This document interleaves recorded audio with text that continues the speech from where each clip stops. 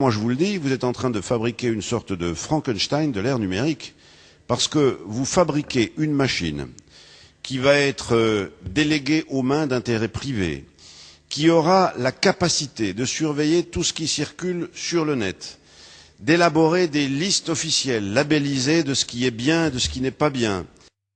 On ne peut être que stupéfait de la disproportion entre l'objet et puis l'énormité des moyens mis en œuvre. Plusieurs dizaines de millions d'euros. Énormité aussi au regard des principes de droit qui régissent les libertés dans notre République. On est estomaqué que vous puissiez laisser passer ça sans réagir, Monsieur le Président de la Commission des lois. Il y a quelque chose d'extrêmement choquant dans cette fuite en avant. À quoi ça va servir une fois que le dispositif va exister, une fois qu'on sera capable de filtrer, de labelliser, de surveiller, de contrôler? Très franchement, réfléchissez en conscience au texte. Si vous ne l'aviez pas lu, écoutez les arguments des uns et des autres et dites-vous dans votre fort intérieur, est-ce que je suis pour ça? Est-ce que je suis pour l'instauration d'un dispositif qui va contrôler la totalité du net au bénéfice d'on ne sait pas qui, en tout cas d'intérêts privés, et sans aucune garantie puisque tout ça se fait hors de la sphère judiciaire? Nous pensons, nous, que c'est sans précédent. Et donc que c'est une brèche que l'on est en train d'ouvrir. Donc je vous pose très directement cette question, Madame la Ministre. Est-ce qu'il y a aujourd'hui, en France, des dispositifs de surveillance du net à d'autres fins que la protection du droit d'auteur, dans un autre domaine de la vie collective? Est-ce qu'il y a des dispositifs de cette ampleur, à cette échelle, avec ce degré d'intrusion dans les contenus, dans la vie privée? Si oui, bien, dites-le nous. Nous verrons qu'il y a déjà un précédent. S'il n'y en a pas, assumez que ce que contient cet alinéa est aujourd'hui réellement sans précédent dans la société française et dans l'ère numérique.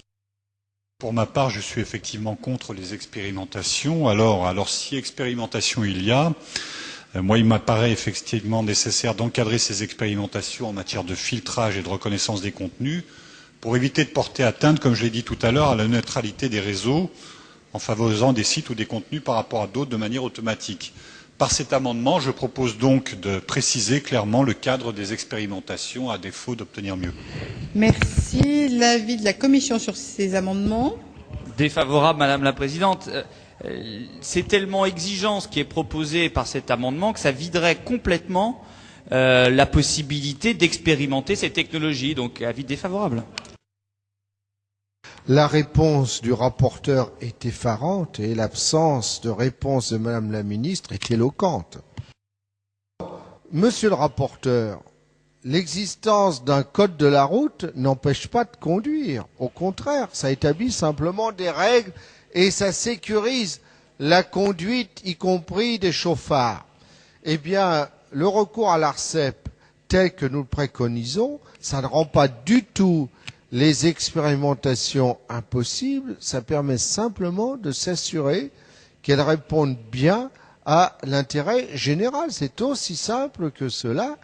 Et le fait que vous refusiez d'avoir recours à l'ARCEP dans les conditions que nous le proposons ne nous rassure pas sur la réalité de vos intentions et encore moins sur leur moralité.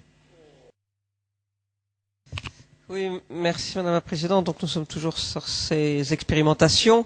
Il est prévu donc que l'ADOPI prenne en compte, à propos de ces expérimentations, l'efficacité des technologies de filtrage proposées. Et nous proposons d'ajouter et le caractère intrusif ou non. Parce que ça nous semble quand même important que ne soit pas acceptée n'importe quelle technologie de filtrage. Bien que nous soyons contre globalement, mais nous pensons que nous essayons d'éviter le pire et nous voudrions que si technologie de filtrage à adopter il doit y avoir, qu'elle soit quand même contenue dans une certaine limite et donc notamment qu'elle n'ait pas de caractère intrusif. Merci. L'avis de la Commission? Défavorable, Madame. Le gouvernement? Défavorable. Alors c'est vrai que vous ne pouvez pas échapper à la suspicion. La suspicion qui consiste à en fait considérer que vous ouvrez le champ d'expérimentation du filtrage sans qu'aucun procédé préalable à l'expérimentation ne viennent en conditionner les modalités et le contenu. Et moi, je pense que c'est gravissime. C'est gravissime parce que, permettez-moi de le dire, c'est du pouce au crime. À partir du moment où la seule réponse du rapporteur et de Madame la Ministre est défavorable, donc on a l'impression que finalement on peut avoir donc des procédures de filtrage qui soient intrusives.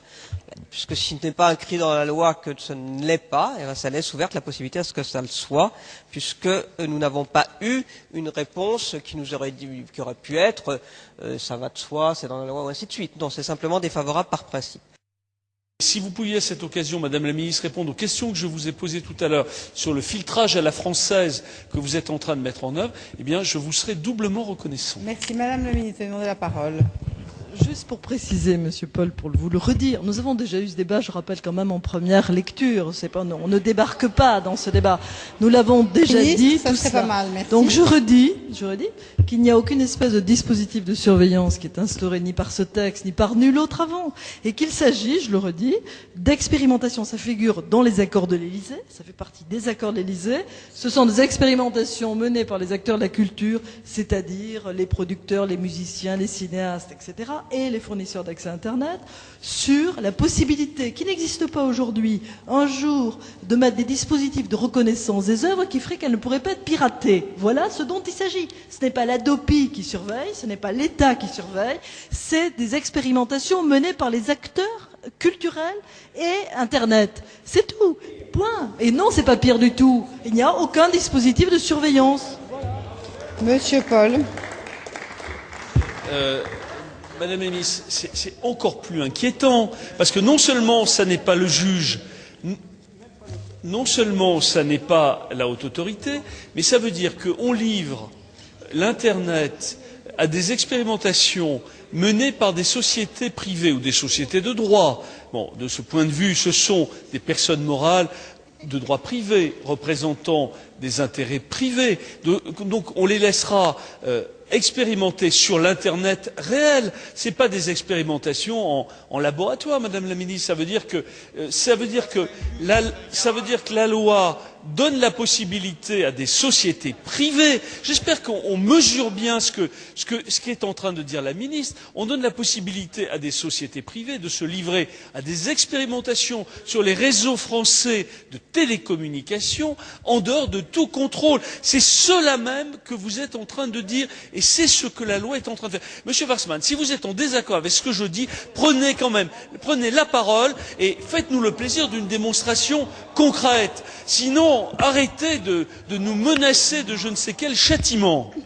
Monsieur Piron a demandé la parole. Oui, je dois certainement, comment dirais-je, avoir des difficultés de raisonnement, mais j'ai du mal à vous comprendre, Monsieur Paul. Et j'ai du mal à comprendre votre contradiction qui me paraît particulièrement contradictoire. En deux mots. D'un côté, vous êtes en train, depuis le début de cette soirée, de nous expliquer que les contrôles qu'on entend mettre en œuvre au nom de l'État seraient insupportables avec une autorité administrative dont vous contestez le rôle. Et de l'autre côté, quand par hasard on peut laisser un espace d'invention, car il s'agit bien d'aller vers autre chose, un espace qui permette d'utiliser, enfin de créer d'autres outils, là tout à coup, vous exigez, alors là très très paradoxalement, un maximum, enfin vous récusez d'avance l'idée qu'on ne puisse pas contrôler la totalité de cette chose-là. Autrement dit, vous voulez contrôler l'inconnu, ce que nous au contraire nous voulons permettre, et de l'autre côté vous récusez le contrôle du connu, ce qu'au contraire nous entendons bien admettre. Alors vraiment, j'ai beaucoup de mal à comprendre la logique qui préside à vos démonstrations. Bien, je mets aux voix cet amendement 43 qui est pour, qui est contre. Il n'est pas adopté.